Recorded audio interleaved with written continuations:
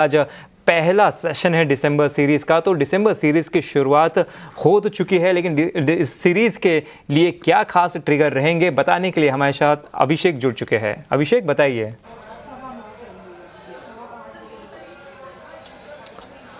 जी, अगर हम पूरे साल की बात करें तो काफ़ी एक्शन पैक्ड रहा है, काफ़ी कुछ हुआ है। हमने बाज़ार में नई ऊंचाई भी देखी है और नई ऊंचाई के बाद फिर हमने चीन और एफआईएस की चिंता में शेयरों की पिटाई भी देखी है।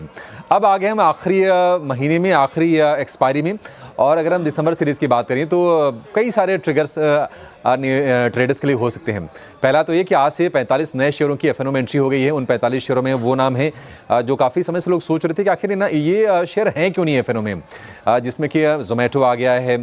इसके अलावा हम देखेंगे कि डी मार्ट, बीएसई, जियो फाइनेंशियल, नायका जैसे तमाम ऐसे शेयर्स हैं जो ट्रेडर्स के फेवरेट है कहीं ना कहीं, और अब रुझान उनमें बढ़ेगा, तो ये देखने वाली चीज़ होगी।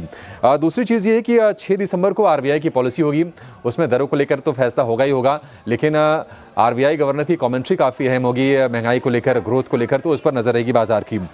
इसके अलावा दिसंबर में अब चूंकि क्रिसमस होती है और छुट्टियां ढेर सारी होती हैं, नया साल सामने है, तो एफआई जो निवेशक होते हैं थोड़े छुट्टियों पर जाते हैं, उसके चलते जो ग्लोबल लिक्विडिटी होती है वो कम होती है, और उसका कहीं ना कहीं असर जो होता है भारतीय बाजारों पर भी आता है। तो देखने वाली चीज़ होगी कि किस तरह का रुझान निकल कर आता है लिक्विडिटी के फ्रंट पर। एक और चीज़ उम्मीद की जाती है कि सेंटा रैली भी बाजार में हो, उस सेंटा रैली का सबको इंतज़ार रहता है, तो ये एक नज़र रखने वाली चीज़ होगी। लेकिन आखिर में जो एक कॉशियस रहने वाली चीज़ है जिसको लेकर, वो है मिडिल ईस्ट को लेकर अस्थिरता और रूस और यूक्रेन के बीच में युद्ध।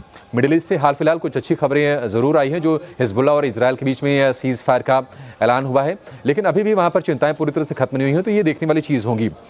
अगर हम दिसंबर सीरीज़ में पिछले 4 साल की बात करें तो ऐसा कोई कंक्लूसिव ट्रेंड नहीं है। 2023 में हमने देखा, पिछले साल 8% के आसपास का हमने उछाल देखा, लेकिन 2022 और 2021 में करीब 1.5 से 2% के आसपास की हमने बाजारों में गिरावट देखी, निफ्टी की अगर हम बात करें तो।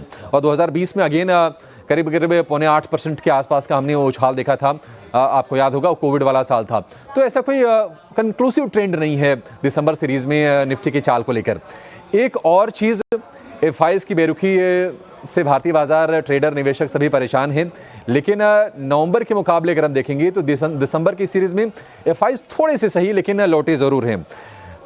सितंबर में नेट लॉन्ग होल्डिंग थी 70% पर, अक्टूबर में 80% पर थी, वो घट के नवंबर की सीरीज़ की शुरुआत में 22% पर आ गई थी, वो थोड़ी सी बढ़ के आ गई है 33% के आसपास। हालांकि अभी भी हमें थोड़े और ऊपर के लेवल चाहिए बाजार के कॉन्फिडेंस को बूस्ट करने के लिए। तो काफ़ी दिलचस्प होने वाली है दिसंबर की सीरीज़। बहुत सारे नए शेयर हैं, आप एंजॉय कीजिए और मौके देकर चौके भी लगाते रहिएगा। लगाना चाहिए। और यहाँ पे एफआई की भी, जैसे कि अभिषेक ने बताया, 22% से उनकी लॉन्ग बढ़कर 33% हुई है, तो यहाँ पे कहीं ना कहीं थोड़ा सा पॉजिटिविटी उनकी तरफ से होती हुई नजर आई है। बहुत बहुत शुक्रिया अभिषेक दिसंबर सीरीज़ की पूरे ट्रिगर्स बताने के लिए। तो चलिए, वक्त है